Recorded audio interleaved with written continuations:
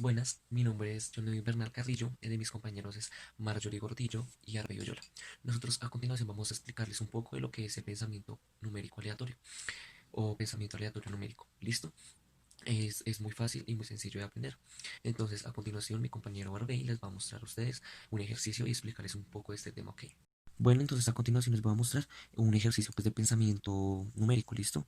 Es muy sencillo, acá dice, ¿cuántos racionales hay entre 0 y 2?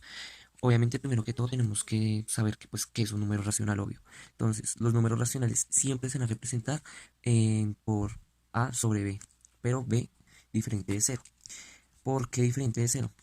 Porque los racionales siempre se van a representar por división. ¿Qué quiere decir? O sea, los racionales siempre va a ser un medio, tres cuartos o 5, coma así que 5. Sí, ya que podemos ver que 5 se representa por 10 sobre 2. Entonces eso ya es un número racional. Me hago entender, sino que acá lo que se pone es el número entero, en vez de pues, la operación como tal. Entonces 10 sobre 2. Y acá lo que vamos a hacer es ya sabiendo que todo el número racional siempre se va a representar así. Entonces acá vamos para hallar el punto medio. Lo que es muy sencillo, o sea, tenemos que simplemente hacer la operación. O sea, acá les vamos a mostrar que el punto medio siempre se va a encontrar por la suma de dos números sobre 2. En este caso para hallar 0 sobre 2. ¿Qué número hay entre 0 y 2? Qué pena. Entonces es muy sencillo, ¿listo? Entonces acá podríamos poner, reemplazar A por 0 y B por 2, ¿listo? Entonces punto medio es igual a 0 más 2 sobre 2, que esto es igual a 2 sobre 2 y 2 sobre 2 es igual a 1. Entonces ya encontramos un punto que hay entre 0 y 2. Pero la pregunta es, ¿será que 1 es el único? Pues ya vamos a ver más adelante si será el único o no. Entonces acá ya lo ubicamos en la tabla que es 1, listo. Entonces ahora vamos a intentar si entre 0 y 1 es lo mismo. Entonces es absolutamente lo mismo. Entonces acá ponemos punto medio que es igual a 1, digo, perdona, 0 más 1, o pues puede ser al contrario sobre 2, que esto es igual a 1 sobre 2, o sea, a un medio. Entonces lo que hacemos es ubicarlo acá en la tabla sobre estos dos. Y así viceversa, o sea, aquí podemos poner, entonces intentemos hallar el número que hay entre 0 y un medio. Entonces hacemos lo mismo. Punto medio de 0 más un medio sobre 2, que esto es igual a 1 sobre 2 sobre 2 y por ley esto es igual a un cuarto. Listo, entonces lo que hacemos es ubicarlo acá, un cuarto. Acá siempre, o sea, acá acabamos de ver, o sea, para explicarles entre un número racional y un número entero, digo, entre dos números reales, siempre van a haber infinitos de números racionales, infinitos, porque obviamente acá vemos que entre estos dos nomás, entre estos dos puede haber una cantidad como lo que hay entre estos dos y entre estos dos, infinito, infinito, infinito. O entre estos dos también puede, entre un cuarto y un medio también pueden haber infinitos de números racionales. ¿Me hago entender? Entonces siempre entre dos números reales siempre van a haber infinitos de números racionales. Y así, esta es la forma como podemos hallar cuántas, cuántas números racionales hay entre estos dos o entre o más cantidad de números reales. También nos damos cuenta que acá siempre vamos a encontrar que ya el número anterior de uno no es cero, sino acá en este caso es un medio. Pero si nos ponemos a buscar y buscar y buscar, no sería un medio, sino sería otro número. Si nos ponemos a encontrar uno y un medio, el número que hay, qué números hay en medio de esos dos. Entonces lo que hay que hallamos es que hay infinitos de números racionales en medio de dos números reales. ¿Listo? Es muy fácil, no es nada complejo este tema. Espero hayan entendido y hayan comprendido pues un poco de lo que tratamos de explicar. Listo, muchísimas gracias. Numérico. Empecemos. Vamos a demostrar que para el inverso de alfa y el inverso de beta son iguales al inverso de la suma de alfa más beta. Para la demostración vamos a empezar de una fórmula, entonces vamos a lo siguiente. Tenemos menos alfa menos beta igual menos beta más alfa. Lo demostramos. Empezamos desde el lado derecho para llegar pues obviamente al lado izquierdo. Debemos tener en cuenta que para definir el término alfa es la equivalencia, es la clase de equivalencia de entonces de A1 y A2. Esto lo ponemos así. Y beta, entonces lo mismo, B1 y B2. Donde los elementos A1, A2, B1 y B2 pertenecen al conjunto de números naturales.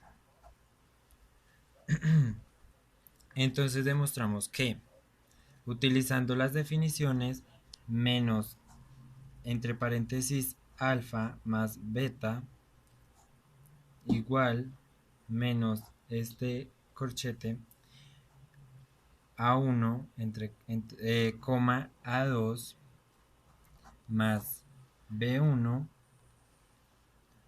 y B2 sería la aplicación de la definición. Entonces quedaría A1 más B1, coma, A2 más B2. Esta sería por definición, entonces definición, esta sería por definición, definida. Esta la definimos por adición, entonces adición aplicando el inverso. Entonces aplicamos acá el inverso. Aditivo, obvio.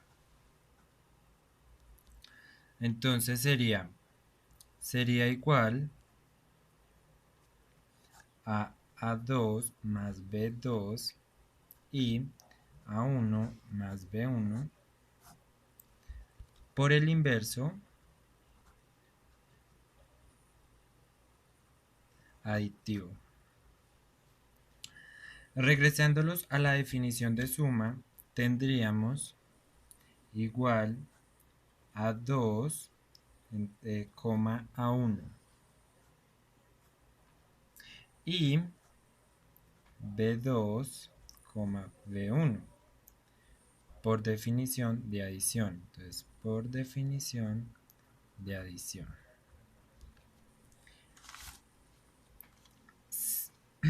Si pensamos a dónde yo, si digamos, voy a pensar a dónde debo llegar, la definición del inverso aditivo a la clase de equivalencia. Bueno, decíamos que era la equivalencia de alfa y de beta. Bueno, obtenemos el resultado despejando, entonces lo hacemos de la siguiente manera. Sería igual menos A1, A2 y menos B1, B2. Esto aquí lo aplicaríamos por la definición de inverso aditivo. Y obtenemos por hipótesis que habíamos definido que alfa era la clase de equivalencia de A1 y A2. Es decir, entonces vamos a ver. Entonces sería igual a menos beta menos B. Obteniendo, sería este el resultado de lo que estábamos buscando acá. Este es el resultado pues de lo que inicialmente buscamos. Bueno, y esto sería la explicación del pensamiento numérico. Ya mis compañeros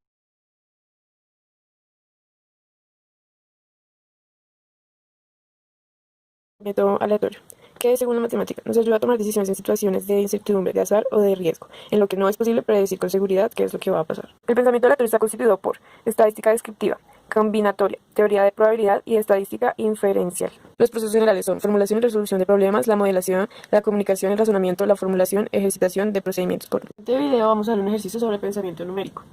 Entonces, si la operación 2 más 3 menos 1 por 5 dividido 4 cambia de lugar adecuadamente solo los números, ¿cuál sería el mayor entero que se puede obtener como resultado? Tenemos las opciones, ¿no?